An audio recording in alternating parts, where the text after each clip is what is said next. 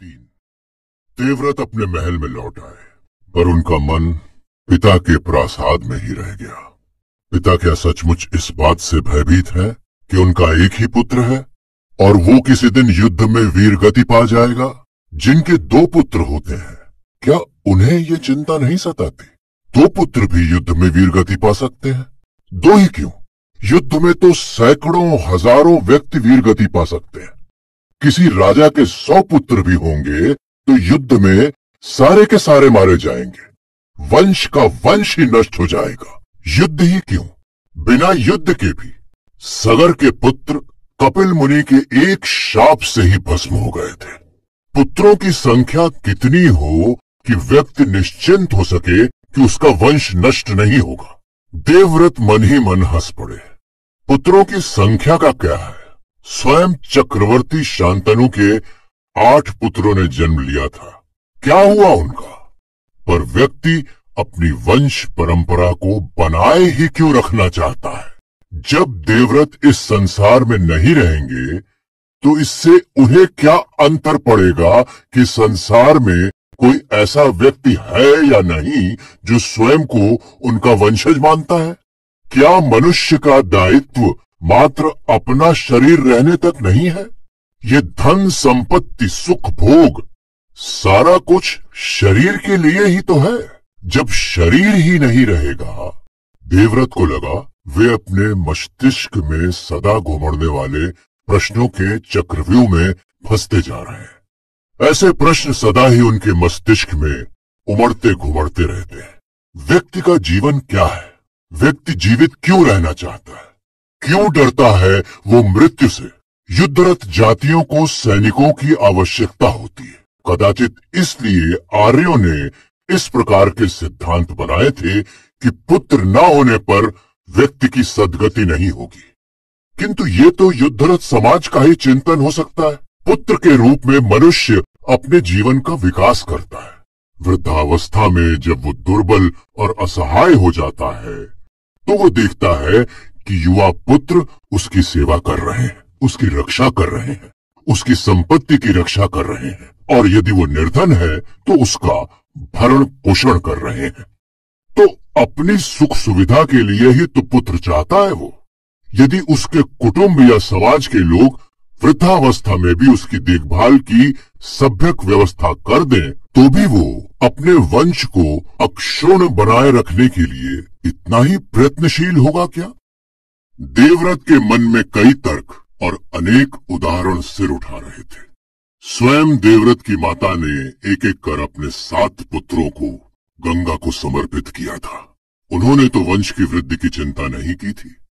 देवव्रत स्वयं अपने मन को टटोलते हैं तो उन्हें अपने वंश के लिए कोई व्यग्रता दिखाई नहीं पड़ती।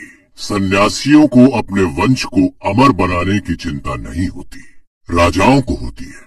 संसार से विदा लेते हुए अपना राजपाट छोड़कर जाने का दुख सह नहीं होता राजाओं को।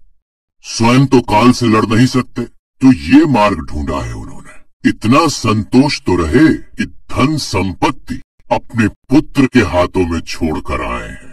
शायद इसीलिए देवव्रत को अपने वंश की चिंता नहीं है, शांतनु को है। तो क्या शांतनु राजा है और देवव्रत सन्यासी? देवव्रत का मन हुआ कि जोर से हंस पड़े, पर सहसा ही देवव्रत का मन दूसरी ओर चल निकला। देवव्रत और शांतनु के वंश में तो न कोई भेद है न विरोध। देवव्रत की वंश परंपरा भी तो चक्रवर्ती शांतनु की ही वंश परंपरा है। तो फिर वंश की रक्षा के लिए ही पिता देवव्रत का विवाह करने की सोच रहे हैं क्या? देवव्रत विचित्र मनस्थिति में पड़ गए थे। अपने विवाह के नाम से ही उनके सामने एक विराट प्रश्न चिन्ह आ खड़ा होता था। पिता ने ठीक कहा था कि जब माँ उन्हें छोड़कर चली गई थी तो उन्होंने दूसरा विवाह नहीं किया था। पर दूसरा विवाह क्यों नहीं किया था? इसलिए कि वे अपनी स्थिति से संतुष्ट थे, या शायद माँ के साथ संबंधों के कारण ही, अपनी पत्नी के प्रति आसक्ति के कारण, या अपनी पत्नी के प्रति वितृष्णा के कारण। उनके पिता ने माँ को गंगा तट पर देखा था और तत्काल मुग्ध हो उठे थे। उनके विषय में पिता ने कोई खोज, कोई पूछ पड़ताल नहीं की थी। वो कौन थी, किसकी बेटी थी, कहाँ रहती थी, उसके संबंधी और अभिभावक कौन थे, कहाँ थे, उसके साथ विवाह के लिए किसकी अनुमति की आवश्यकता थी। पिता ने कुछ नहीं पूछा था, कुछ नहीं जानना चाहा था।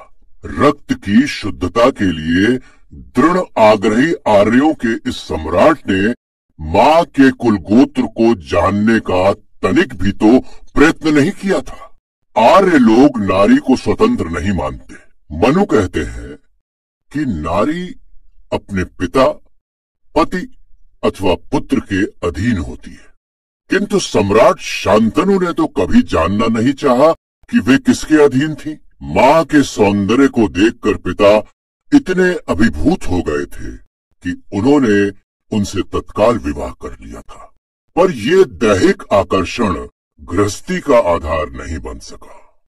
देवव्रत के मन को यह प्रश्न निरंतर परशु की धार के समान काटता रहता है।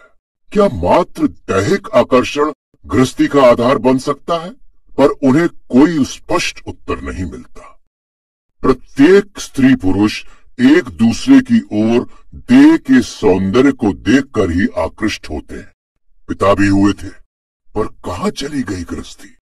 क्या साथ रहना और संतानें उत्पन्न करना गृहस्थी है? शारीरिक आकर्षण में एक दूसरे के साथ बंधे रहना और चाह कर भी संबंध विच्छेद न कर पाना तो यातना है। देवव्रत को सदा लगता है कि ये शारीरिक सौंदर्य तो फंदा है, बहेलिये का जाल। भोला पक्षी दाना चुगने के लिए आता है और जाल का पता उसे तब लगता है जब वो उड़ने में असमर्थ हो चुका होता है। दुख का आवरण कितना मोहक बनाया है प्रकृति ने। पिता को देखते ही देवव्रत के मन में बार बार एक ऐसे ही पक्षी का चित्र उभरता है जिसके पंजे जाल की फांस में बंध चुके हैं, पंखों का लासा लग चुका है। वो पंख फड़फड़ा कर रह जाता है पर उड़ नहीं पाता। आत्मा मुक्त होने को फड़फड़ा रही है। विवेक बार बार चेतावनी दे रहा है और आंखें मुग्ध भाव से दाने को देख रही हैं। देवव्रत की आंखों के सम्मुख कोई सुंदर नारी वदन आता है तो उनका विवेक जैसे कशाघात करने लगता है। सावधान, सावधान! सुंदर नारी वदन ही क्यों, देवव्रत को इस संसार की प्रत्येक आकर्षक वस्तु एक चेतावनी जैसी लगती है। कई बार तो उन्हें लगता है कि उनके मन में आकर्षण और वितृष्णा के भाव चिपक कर एक हो गए हैं।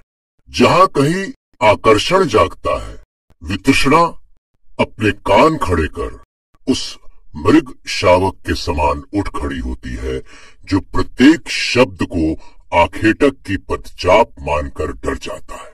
पता नहीं देवव्रत अपनी इन आशंकाओं से मुक्त क्यों नहीं हो पाते? क्यों वे अपने अन्य समवयस्कों के समान सुख के लिए लालायित नहीं हो पाते? क्या ये भी अपनी मां के कारण? कहते हैं मां ने अपनी 7 संतानों को एक एक कर गंगा नदी को समर्पित कर दिया था। पिता उन्हें रोक नहीं पाए थे। संतान के मोह में मां की मनमानी को रोकने का प्रयत्न करते तो उन्हें भय था कि मां उनसे संबंध विच्छेद कर उन्हें छोड़कर चली जाती। संतान का मोह, ओह! देवव्रत के लिए ये भी सुनी सुनाई बात ही है। मां के मन में कभी उनके लिए मोह नहीं जागा। गई तो गई, देवव्रत ने उन्हें फिर कभी नहीं देखा। मां के मन में मोह नाम का कोई भाव ही नहीं था शायद। नारी मन की तनिक सी ममता कहीं मां को छू गई होती तो वे इस प्रकार जन्म दे देकर अपने 7 पुत्रों को गंगा नदी को समर्पित कर देती। जिनके मन में 7 पुत्रों के लिए मोह नहीं जागा वे देवव्रत के प्रति ही क्यों अनुरक्त होती? मां के मन में पति के प्रति ही कौन सा अनुराग था? जिसके साथ इतने वर्षों तक पत्नी के रूप में रही, जिसकी 8 संतानों को जन्म दिया, उसकी किसी इच्छा का रत्ती भर सम्मान भी नहीं था उनके मन में। वे तो जैसे पति से लड़कर अलग होने का बहाना खोज रही थी। अपनी संतानों को एक एक कर जीवन मुक्त करके अपने पति के मर्म को आहत करने का प्रयत्न कर रही थी। जाने कैसी नारी थी वो, जाने किस बाध्यता में उसने चक्रवर्ती शांतनु से विवाह किया था, जाने किस मजबूरी में 8 संतानों को जन्म दिया था। और पिता के साथ रहते हुए भी आज तक देवव्रत ने पिता के व्यवहार में अपने प्रति मोह का कभी कोई प्रमाण नहीं पाया।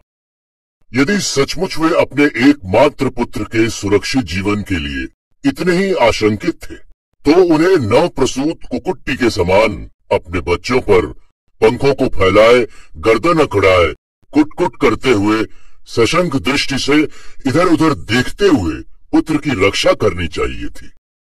और वे है कि उन्हें कभी पुत्र का ध्यान ही नहीं रहा।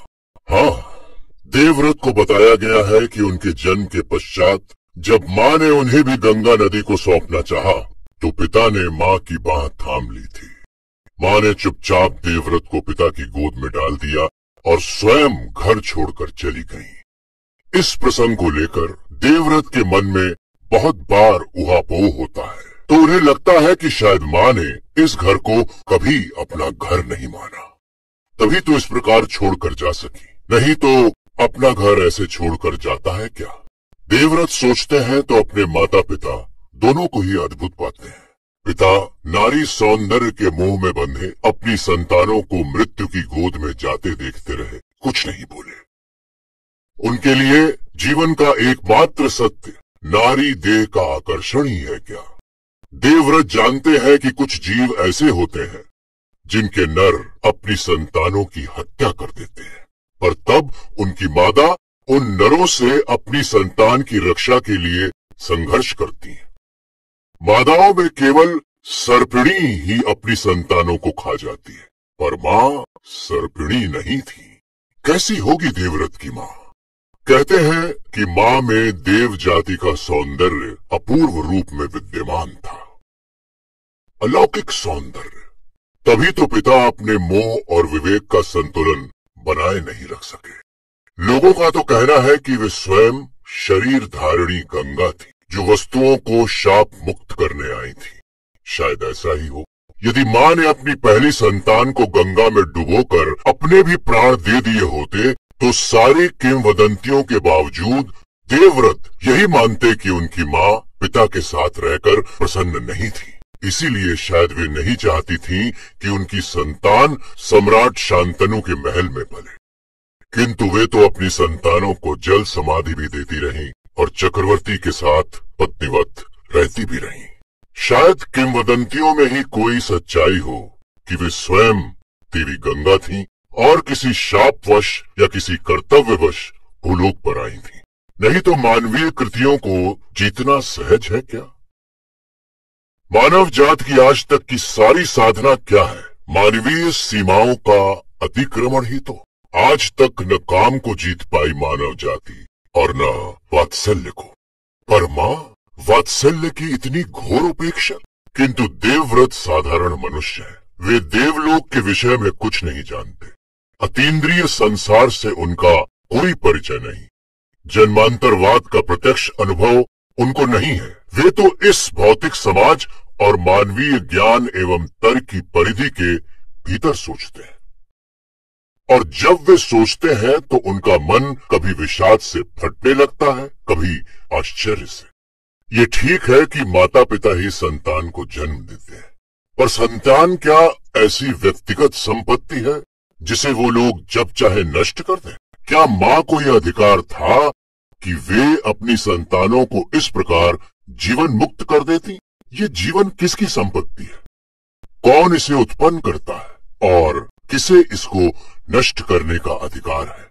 क्या संतति का जन्म प्रकृति का विधान नहीं है? क्या स्त्री पुरुष उस विधान के उपकरण मात्र नहीं है?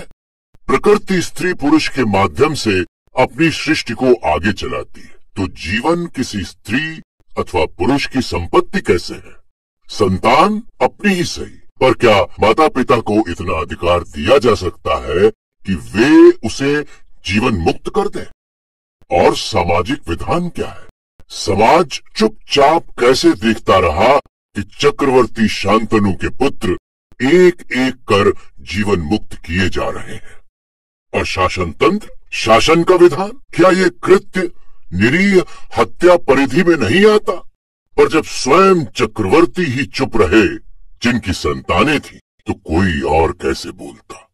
सम्राट के अतिरिक्त शासन तंत्र है ही कहाँ? पिता और सम्राट दोनों ही चुप थे। कैसा दाम्पत्य जीवन रहा होगा उनके माता पिता का?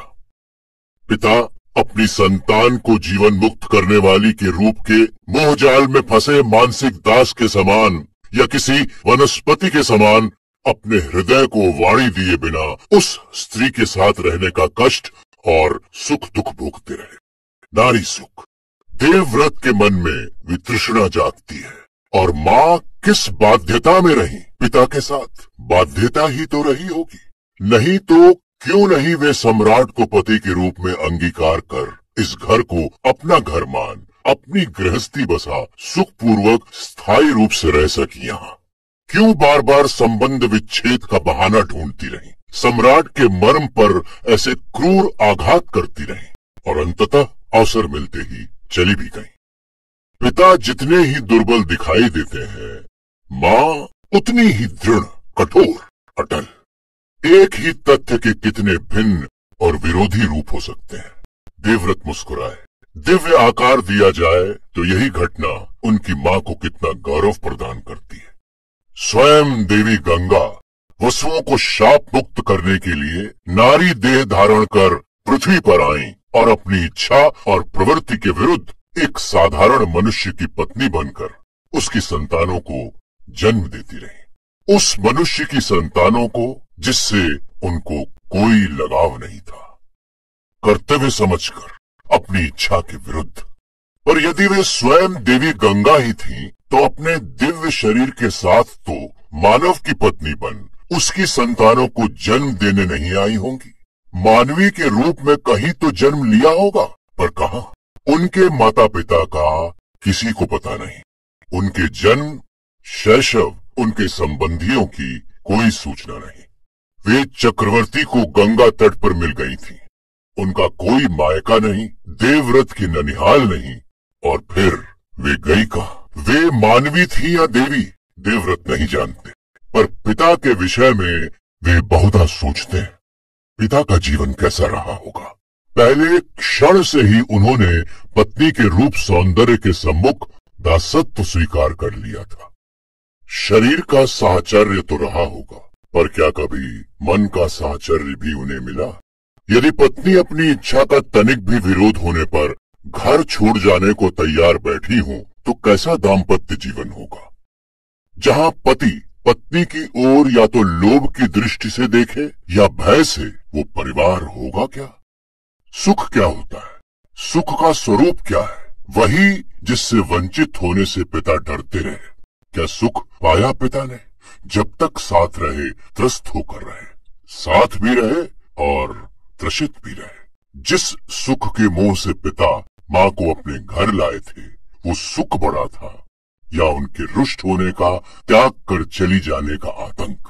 माँ ने निकट रहकर पिता के मन में जिस कामना को बार बार जगाया होगा, पिता उस कामना की यात्रा से अधिक तड़पे होंगे या सहवास के सुख से अधिक सुखी हुए होंगे? पिता के लिए देवव्रत के मन में कभी करुणा उभरती है, कभी दया। लोग कहते हैं कि सम्राट शांतनु ने अपनी पत्नी के चले जाने के बाद स्त्री सुख सर्वथा त्याग दिया। वे इस ओर से वीतराग होकर देवव्रत को प्राप्त करने तक पितावत प्रजा का पालन करते रहे। सम्राट शांतनु के राज्य में कोई अन्याय नहीं था, अत्याचार नहीं था, स्वार्थ और दमन नहीं था। ठीक कहते हैं लोग, पर देवव्रत को लगता है कि आज भी पिता उसकी कामना में तड़प रहे हैं, जिसके मन में उनके लिए कभी कोई आकर्षण नहीं रहा। संयम में शांति होती है, संतुलन होता है, किंतु पिता तो मां के चले जाने के बाद से भयंकर रूप से अशांत रहे। उन्होंने अपने 8 पुत्रों में से बचे हुए अपने एकमात्र पुत्र की कभी सुध नहीं ली। देवव्रत को उन्होंने जन्म के बाद से कभी नहीं देखा, कभी देखने की कामना नहीं की। देवव्रत वशिष्ठ के आश्रम में रहे, परशुराम के आश्रम में रहे, बृहस्पति के पास रहे, शुक्राचार्य के निकट रहे, आर्य और देव ऋषियों के आश्रमों में अनेक वर्ष बिताए देवव्रत ने। माता का उन्हें पता नहीं था, पिता उनकी ओर से सर्वथा उदासीन थे। तो क्या करते देवव्रत हस्तिनापुर लौटकर? क्या कहें देवव्रत। पिता के मन में मां के लिए प्रेम था या आसक्ति थी? मां के आचरण ने उनके मन में वितृष्णा जगाई थी या ये मात्र प्रतिक्रिया ही थी उस आसक्ति की? इतने दीर्घ काल तक पिता को याद नहीं आया कि उनका केवल एक पुत्र है। आज अचानक क्या हो गया कि वे अपने एकमात्र पुत्र के जीवन और अपनी वंश परंपरा के लिए चिंतित हो उठे। देवव्रत के मन में प्रश्नों का एक भरा पूरा